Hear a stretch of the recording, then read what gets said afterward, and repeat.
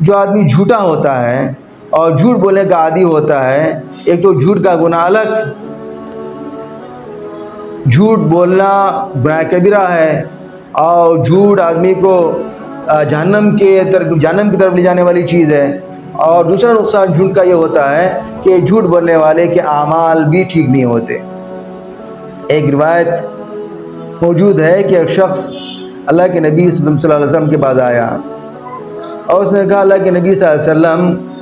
میرے اندر بہت ساری برائیاں ہیں، بہت ساری خرابیاں میرے اندر موجود ہیں، لیکن مجھے آپ کسی ایک بات کی نصیحت کیجئے، کسی ایک برائی کو ترک کرنے کی نصیحت کیجئے تاکہ میں اس پر اچھی طرح سے عمل کروں، اس کے بعد پھر والے اعمال کو پھر بعد میں دیکھا جائے گا۔ تو اللہ کی مطلب اس کے اندر عادت تھی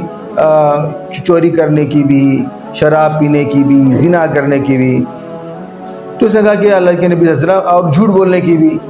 تو اللہ کے نبی صلی اللہ علیہ وسلم، مجھے صرف ایک برائی کو چھوڑنے کی آپ نصیحت کریں، میں انشاءاللہ اس پر مضبوطی سے کاربند رہوں گا۔ تو اللہ کے نبی صلی اللہ علیہ وسلم نے اس کی تمام باتوں کو سنا، تمام برائیوں کو سنا، اور فرمایا کہ تم ایک کام کرو، جھوٹ مت بولو، تم جھوٹ بولنا ترک کر دو۔ اس نے کہا ٹھیک ہے اللہ کے نبی صلی اللہ علیہ وسلم، میں آج کے بعد سے جھوٹ نہیں بولوں گا۔ یہ کہہ کر کے وہ شخص چلا گیا وعدہ کر کے۔ پھر جو ظاہر بات ہے کہ اس کے اندر جو بری عادتیں تھیں،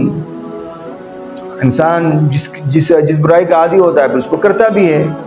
تو جب اس نے ان برائیوں کو کرنے کا ارادہ کیا، مثال کے طور پر چوری کی عادت تھی اس کو، جب اس نے چوری کا ارادہ کیا اور چوری کے قریب پہنچا چوری کرنے کے، تو اس نے سوچا کہ میں نے تو اللہ کے نبی سے وعدہ کیا ہے کہ میں جھوٹ نہیں بولوں گا، اور پھر اللہ کے نبی صلی اللہ علیہ وسلم کے پاس مجھے جانا بھی ہے، آپ کی خدمت میں حاضر بھی ہونا ہے۔ اگر اللہ کے نبی نے مجھے پوچھ لیا، کیونکہ میں نے بتایا ہے میرے اندر چوری کی بھی عادت ہے، شراب بھی پیتا ہوں، زنا بھی کرتا ہوں، جھوٹ بھی بولتا ہوں، تو اللہ کے نبی نے اگر پوچھ لیا، اور میں نے وعدہ کیا میں جھوٹ نہیں بولوں گا، اور اللہ کے نبی نے پوچھ لیا کہ کیا تم نے چوری کیا ہے، اور چونکہ میں نے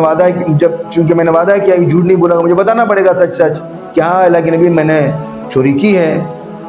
اور میں فلاں جگہ کی، فلاں آدمی کے گھر میں نے چوری کی ہے، اور میرا یہ گناہ سب کے سامنے آ جائے گا، اور میں سب کے سامنے ذلیل ہو جاؤں گا اور رسوا ہو جاؤں گا،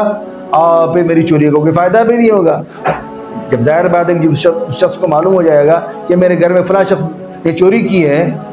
تو پھر وہ اپنے مال کا مطالبہ کرے گا، لہٰذا اس نے چوری کے ارادے سے وہ باز آ گیا، چوری اس نے نہیں کی۔ پھر وہ اپنی عادت سے مجبور ہو کر کے جب زنا کا اس نے ارادہ کیا، تو اور بالکل قریب پہنچ گیا زنا کرنے کے، تو اس وقت بھی اس نے یہ سوچا کہ اللہ کے نبی صلی اللہ علیہ وسلم سے میں نے وعدہ کیا کہ میں جھوٹ نہیں بولوں گا، اور اللہ کے نبی کی مسجد میں مجھ کو حاضر ہونا، اللہ کے نبی کے پاس مجھ کو جانا ہے، مجھے پوچھیں گے تم نے کہا تھا کہ میں زنا بھی کرتا ہوں، کیا تم نے زنا کیا تھا، اور مجھے سچ بولنا پڑے گا، اور میرے گناہ سب کے سامنے آ جائے گا، اور میں سب کے سامنے ذلیل ہو جاؤں گا۔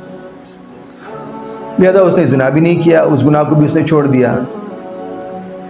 پھر اس نے شراب پینے کا ارادہ کیا، اس کی بھی عادت تھی، لیکن جب اس نے شراب پینے کے قریب پہنچ گیا اور شراب پینے کا اس نے مکمل پورے طور پر ارادہ کر لیا، تو اس نے سوچا کہ شراب کی سزا بڑی سخت ہے اسلام کے اندر، 80 کوڑے مارے جاتے ہیں شراب پینے پر، اور جب اللہ کے نبی مجھ سے پوچھیں گے کیا تم نے شراب پی تھی، مجھ کو بتانا پڑے گا کہ ہاں میں نے شراب پی ہے، تو پھر مجھے 80 کوڑے لگیں گے، اور میں ذلیل بھی ہوں گا، اور میری برائی لوگوں کو معلوم بھی ہو جائے گی۔ لہذا اس نے شراب بھی نہیں پی۔ تو ایک گناہ کو، جھوٹ بولنے کو ترک کرنے کی وجہ سے وہ تمام برائیوں سے بچ گیا، اور بہت سارے اور دوسری تمام گناہوں سے خود بہت چھوٹتے چلے گئے ایک گناہ کو ترک کرنے کی وجہ سے۔ تو معلوم یہ ہوا کہ جھوٹ ایک ایسی برائی ہے کہ جو اس برائی کے اندر مبتلا ہوتا ہے اس سے پھر ہر بڑا سے بڑا گناہ اسے ہو سکتا ہے۔ جھوٹا شخص کوئی بڑا سے بڑا گناہ اسے بعید نہیں ہوتا، کوئی بڑا سے بڑا گناہ وہ کر سکتا ہے، اور کہا جائے کہ اس نے فلاں گناہ کیا، فلاں گناہ کیا، فلاں گناہ کیا ہے، تو جھوٹے شخص کے بارے میں ہم آرام سے بات مان سکتے ہیں کہ اس نے یہ گناہ کیا ہوگا، کیونکہ اس سے بڑا گناہ وہ کر رہا ہے اور وہ جھوٹ ہے۔